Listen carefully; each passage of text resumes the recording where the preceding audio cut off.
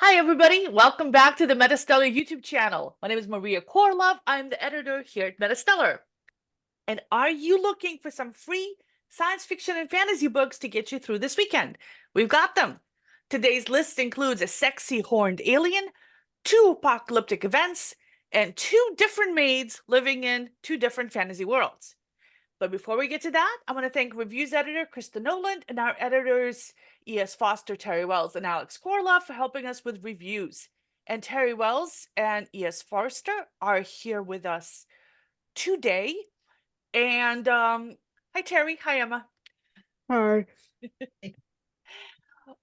Today is May 3rd, and I don't know how long the books are going to stay free, so get them while you can. Some of the books are going to be in Kindle Unlimited, which means that if you're a subscriber of Kindle Unlimited, which costs $12 a month, the books aren't going to cost you anything extra. And if a book is in Kindle Unlimited, we will tell you. If you don't want to miss any of these free Fridays, subscribe to our channel, subscribe to our newsletter. All the links are in the description box below, as are all the links to the books we're going to be talking about. For those who are new to MetaStellar, we're an online magazine of speculative fiction. All the content is always free to our readers. We publish original short fiction, reprints, excerpts, essays, and lots of book reviews. We're able to do this and keep all our content completely free thanks to our Patreon supporters. And we are now serializing the novel Gods and Monsters by E.E. King. And I will tell you more about that later because it is awesome. All right, let's get into the books. And let me make that a little bit bigger for you guys so you can see it. There we go. The book's title is The Alchemist. That's not right. That's the wrong book. The book's title is Alien with Benefits by Cara Bristol. And it's the first of 5 books in the Forbidden Bonds, a sci-fi romance series. The other books are $4 to $5 each, and they're not on Kindle Unlimited. And the author has been on our Free Friday list a lot. And Terry Wells read this book for us, or she read the beginning of this book for us, because that's what we do. And Terry, what did you think of this book? Well, as with any romance, you kind of have to ask, okay, so what's the trope for this one? Pretty girl goes on space cruise with her best friend, only to be kidnapped by aliens to be sold into slavery.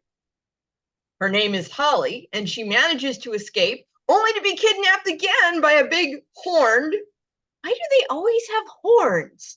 Hairy alien who doesn't want to let her go. She's determined to get back to New Terra and find her bestie again, though.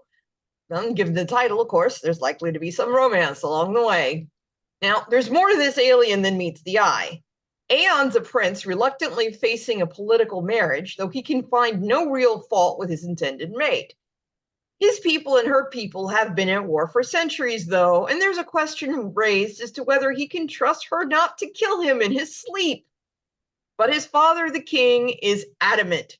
The prince says he's going to go on walkabout, and when he returns, he'll give the king his decision. We also get some background at this point on the New Terrans. Earth has been destroyed in a nuclear world war, annihilating every living thing on the planet. The New Terra colony, founded well before the war, is all that's left of the humans. At this point, we jump ahead to 2 months later. Holly has been held prisoner by aliens for the past week. She has tried to escape once, but a force field stopped her. Once electrocuted, twice shy, as she puts it. Holly shares a cell with several humans that were on the same cruise she was, including her bestie, a human doctor who is very ill, and a couple of aliens. She and the humans are trying to figure out what happened and how they were captured. Next, we learn one of the aliens in the cell with the humans is the prince. It's Aeon. And while he can understand them, he isn't interested in interacting with humans at all. The other alien in the cell is a spy from the prince's enemies' people, and the prince knows it. He also knows he can never marry the mate chosen for him because her people are trafficking an alien species, and that's a serious crime. Plus, there's a galactic embargo with New Terra, making this whole situation even more serious. Humans are rare, you see, and wealthy aliens are willing to pay a high price to own one as a pet. Aeon is physically repelled by humans, and their incessant prattle drives him insane. Holly found the aliens to be a real turnoff as well. If you're familiar with romance tropes, you already know where this is going. Our prince turns somewhat sympathetic when the humans, all female, are brutally removed from the cell for a buyer who wants all of them. But Aeon must figure out how to escape. He's traveling incognito and doesn't think his captors realize who he is. Will I stick with this? Maybe. It feels like decent escapist science fiction romance. Holly is showing some spunk, the prince is showing some ethics, and I'm curious to see what happens next. So if you like romances with some science fiction dressing, savor a good I don't like you but I have to put up with you beginning, and enjoy a pinch of politics, you might like this story. Thanks, Terry. Okay, so now we go on to book number 4. Let me make that a little bigger for you guys. And the title is Elizabeth of Rosepath by Kelly River. And it's the first of 3 books in a Book of Roses historical fantasy series. The other books are $5 each, and they're not in Kindle Unlimited. And it's the author's first time on our list. And Emma read this for us. Emma, what did you think of this book? Yeah, I guess first of all, it's good to be back after a couple weeks, but Yeah, we missed you. yeah. So starting off with this one, I immediately delved into the story and I learned that apparently this fantasy world exists in sort of this feudalistic government. So immediately I was interested because it's not something I really see in fantasy. So I was eager to learn more about this and how all the characters live through it. So it starts off with Elizabeth and her family, including her half-brother Sam. They live in this rundown, sort of like rented cottage, which is on the outskirts of this place called Green Grange. So it's like these lands with this castle inside it that's owned by Sir Luke. He's one of the noblemen. So in this feudalistic world, these people sort of have to live under his rule, and he's kind of not a great guy. So eventually, Elizabeth discovers that her brother has stolen one of Sir Luke's old neglected horses. Obviously, her brother wants to keep him, but Elizabeth is the one who has all the logic in the family, saying, like, no, well, you kind of just stole from a nobleman. You're probably going to get whipped to death for it. But that doesn't really concern Sam. He's more interested in just keeping the horse. So eventually, Elizabeth returns home, but she comes face to face with Sir Luke, who has basically just broken into the house saying, hey, where's my horse? You need to pay for this theft. She is eventually coerced into telling him where her brother is, and it turns out that he's in the middle of the village surrounded by the old neglected gallows that apparently aren't used anymore. Her brother is not about to back down. Sam thinks that even though he stole the horse, he should be able to take care of it because, after all, it's neglected anyway. Sir Luke doesn't really like this option. It's here that we're introduced to one of the other characters in the series. And when I read the initial synopsis for this book, it said that there's going to be 4 different characters. So this is another one of the female characters named Kayleen. She is a daughter of one of the other noblemen, Count Leo. Her mother is Lady Eleanor. So Kayleen and her servants, they are out and about. They see the commotion going on in the village. They see Sir Luke harassing Elizabeth and her brother, saying that they're going to have to pay. So she runs and fetches her mother, and Lady Eleanor shows up just as Elizabeth is screaming her head off, and she actually forces herself to vomit. And I was initially very shocked at this development. I was like, what, is she like a frog that in self-defense she just vomits the contents of her stomach and runs away, So Elizabeth ends up doing that all over Sir Luke's shirt. And thankfully, during that time, Sam, her brother, is able to escape. And it looks like he's in the clear for now. But Lady Eleanor says, hey, as punishment for doing that to this guy, you get to come over to my castle and scrub all of the stairs in the South Tower. So Elizabeth reluctantly has to do that. And that's all in the prologue. Chapter 1 moves about 5-ish years later. And apparently, after having that job of scrubbing all of the floors, Elizabeth ends up gaining a position as maid in the castle. So she's able to spend a lot of time there. She sees a lot of Kayleen, but they don't really interact at this point. But she's been saving up money to buy up a plot of land that she could eventually build her house on, which is good for her because throughout these 5 years, at one point, her mom did pass away. And Sam hasn't been seen since he's been made an outlaw, so she's basically on her own. She finally gets the deed after this whole day of being forced to teach Kayleen how to ride on horseback and even coming across even more noblemen. But as she goes to inspect the property, she's so excited, she doesn't notice that there's a body in the weeds nearby. And based on the synopsis of the rest of the book, I feel like this is going to end up turning into a lot of like the betrayal aspect and like the fear, chaos. I know a lot of stuff is going to happen. A lot of households are going to be usurped.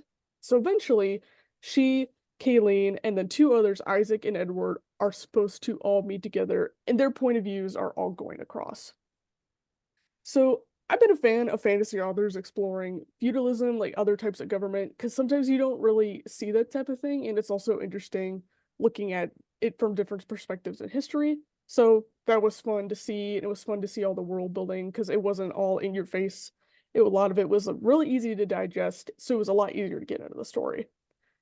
There was a lot of exposition at certain points, like in chapter 1, after it speeds forward 5 years, we get, I think, like a paragraph, like a page-long paragraph, just describing and keeping us up to date on everything that's happened, including the layout of the castle. And I thought, well, if Elizabeth's the maid, she can kind of explore that and tell it to us along the way. But anyway, that did kind of slow down the pace, but what I really liked is that a lot of the time, whenever there's like the four voices, four narratives listed, they're all kind of introduced one after the other in a single chapter, and you kind of have to shift gears several times while you're reading. But I didn't see that here. I didn't even see half the people who are going to be mentioned. But I felt like the author stuck to the most important part of the story and ran with it, kept going on with it. And so I didn't really need the rest of it because I can learn it later. I wasn't overwhelmed with anything. So that was definitely refreshing. If you like fantasy and feudalism, stuff like that, and all the betrayal that comes with it, then I would highly suggest reading it. I think I'm going to keep reading it this weekend. Thanks, Emma. Okay, book number 3 on today's list, and again, let me make that bigger, is The Darkest Winter by Lindsey Pogue, the first of 7 books in Savage North Chronicles, a post-apocalyptic sci-fi series. The other books are $4 to $6 each, and they're not in Kindle Unlimited. The author has been on our list before a lot. So I read the beginning of this book, and I'm not the target audience because I'm not a fan of post-apocalyptic novels. So take all this with a grain of salt. As far as I'm concerned, actual reality is apocalyptic enough, and I'm looking for a little bit of escapism in my escapist reading. But one thing that I did like about this book is in the foreword, the author talks about how the research that they did on environmental issues and life in Alaska, and that was really interesting for me. So the book starts out with our protagonist, Elle. She's in a car, she's upside down, she's in pain because there's been an accident. And then we jump back 4 months earlier. She's talking to her psychiatrist about her sleep paralysis, and she has nightmares about her stepfather standing over her bed watching her. Now her stepfather's dead, and she inherited his estate in Alaska. And at the end of this session with a psychiatrist, she decides to go and visit that old house. In the next chapter, we switch to the point of view of Jackson, who is a police officer, and he's from a local indigenous group. And his wife is pregnant with their first baby. They've already had 3 miscarriages, and they're very worried about the pregnancy. Then we switch back to Elle. She's driving to Eagle River near Anchorage, back to the house where she grew up. But she plans to sell it as quickly as she can. So this is a slow start to a post-apocalyptic kind of book, but the writing is excellent, very atmospheric, and Elle is a compelling character. Despite the slow pace, I kind of got sucked in. It's not my genre, but I might stick with the book. Next, for another post-apocalyptic book, we have The Last Farmhouse by Colton Lively, a standalone EMP thriller. And the author is like all over our Free Friday list. So an EMP is an electromagnetic pulse that destroys electronics, but doesn't touch animals or plants. And all of his books are in the same genre. And Alex KOROLOV read this for us because Alex loves these kinds of books. He can't get enough of them, but Alex isn't here today. So Emma is going to read his review for us. Yeah, so Alex actually, one of the first things he says in the review is that fans of post-apocalyptic fiction might enjoy reading it, but for him, it was a bit of a snoozer. Like the other story we just reviewed, had a bit of a slow start. So anyway, we'll delve right into the story. With the first chapter, we're introduced to 27-year-old Kimberly Holmes. So she works as a lawyer in a New York City law firm. She has like a creepy coworker named Ned who constantly hits on her, and she also has a brother named Colin. He's an entrepreneur and he's opening a new club, so Kimberly's planning to meet him there after work to discuss his business venture. So everything's normal so far, no EMPs in sight. She waits for an Uber to take her home so she can get ready, but then a friend bumps on the door, so they catch up for a little while. And then Alex says the next couple chapters are all about mundane stuff that goes on in Kimberly's life. So we get introduced to her brother, she hangs out with a friend, she chats with her neighbors, but unfortunately, there's no exciting EMP action. And this is about where Alex stopped reading, because he says most EMP stories I reviewed have the EMP hit right at the beginning, or at least close to the start of the story. So they read the 4 chapters on this one without too much of anything exciting happening. So there was no EMP, there wasn't anything going on. So Alex says that's as far as he got into reading. That's enough for me for this book. I like a little more action right from the get-go, and this one took too long for my taste. So that was his review. All right, thanks. Before we go on to book number 1 on today's list, I want to thank our Patreon supporters and including our newest supporter, Regina Clark. Thank you so much. All the money goes to pay for original fiction because all us editors are volunteers here at MetaStellar. And we love you. We would not be here without you. Thank you so much. The link to our Patreon page is in the description box below. I also want to thank our Patreon supporters who've been with us for a long, long time, including Greg, Lorena, Janet, Sophie, Marie, Alexander, Terrence, Brad, David, Anastasia, and Amira. Thank you guys. You are awesome. And now on to book number 1 on today's Free Friday sci-fi and fantasy bestseller list. Okay, The Alchemist of Paris by MC Dulac is the first of 5 books in the Alchemist's Passage fantasy series. The other books are normally $4 each, but they're on sale today for 99 cents and are all in Kindle Unlimited. And it's the author's first time on our list, and TERRI Wells read this for us. TERRI, what did you think of this book? I think, am I the only one who likes a slow burn? Yeah, and there's no spaceship battles in this one either. So Maria, I knew you would not enjoy it at all. But somebody does die at the beginning. So I'll tell you, by the time I made it through the prelude, which takes place in present day Paris, I knew I'd want to finish the book. We meet Ellie, a research student of plant biology with a mysterious client. The client read her article on medicinal herbs and has been paying her well to complete some interesting assignments to get him some rare and unusual plants. He sent Ellie to Paris with a 200-year-old diary and a mission to find the house described in the journal. But the house, its plans, its paper trail have all been lost. Even Google Maps can't find it. Ooh, pretty mysterious. Well, Ellie is ready to give up until her charming client encourages her to read the journal more closely and keep looking. The journal writer, named Elise, coincidentally, was a maid, and the house's owner was an alchemist. At least I thought he was the owner. His laboratory on the house's grounds had burned down shortly before the maid finished the journal. But what specifically happened all those years ago to make the house so hard to find 2 centuries later? Well, Ellie finds the house, and it's clear no one has lived there for a very long time. There is a building-sized scorched area on the garden grounds with an ugly chemical smell. Then we switch to the journal, and thus the maid's point of view. Now, if you've ever read stories written in the 1800s, you'll be comfortable with the change in the style of language. Think Sherlock Holmes.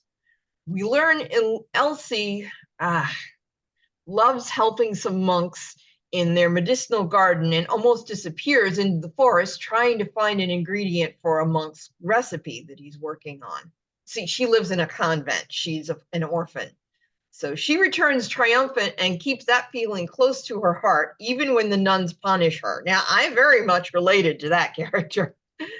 Now, so in the journal, in March 1820, a storm overturns a carriage outside the convent where Elise sleeps. An older, wealthy man there dies from his injuries, but the younger man who is in the carriage has a broken leg and is in shock, and Elise helps one of the monks treat him. From information mentioned earlier in the book, we learn that he's the owner of the estate that Ellie was hired to locate. Now, this man is a difficult patient, which Elise spends more time with than she'd like. Still, it builds up her confidence because she's the one who's giving him his medicine and she has to measure it very carefully. And the monks trust her more and more with the medicines now. So around the time that Elise turns 18, the convent receives a letter from this former patient. He wants her to work at his estate in Paris as a maid. She's less than thrilled, to say the least, but since she's an orphan at the convent and he's giving the convent and the monastery a handsome sum of money plus new books, she can't exactly say no. When she arrives in Paris, she learns she's staying in just one of her benefactor's houses. Her benefactor is very wealthy indeed. This particular large estate is rented to Albert Price, the alchemist. So far, it's so well written that I genuinely feel like I'm there. The viewpoint characters are sympathetic and relatable, even through 200 years of time. So, if you like mysteries, Gothic-style stories, period pieces, intrigue, and stories that take their time building the world, I think you'll enjoy spending time with this book. I know I'm looking forward to spending some time with it this weekend.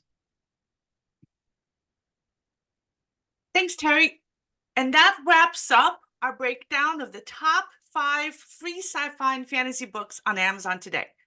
Let us know in the comments if you've read any of these or are planning to. And don't forget to like and subscribe to our channel for more bookish content.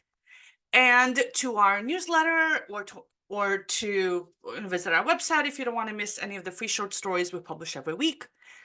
Or we have a weekly writing advice roundup, and we post a lot of stuff on our website. And I'll see you next week. But if you don't want to leave the channel just yet, I want to suggest that you check out this video, which will be posted up here somewhere. This is the first time I'm doing this, so I have no idea what it's going to look like. So over here, maybe if I'm lucky, we're going to have an interview with author E.E. King, who's the author of Gods and Monsters, a soon-to-be award-winning novel. I am certain it's awesome.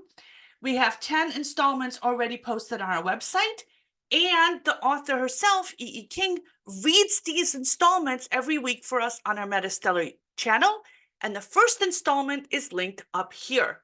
And you can just click on those cards, assuming that all that works. All right, thanks everybody, and thanks Terry, and thanks Emma for joining me here today. We'll see you all next Friday. Bye-bye. Thanks.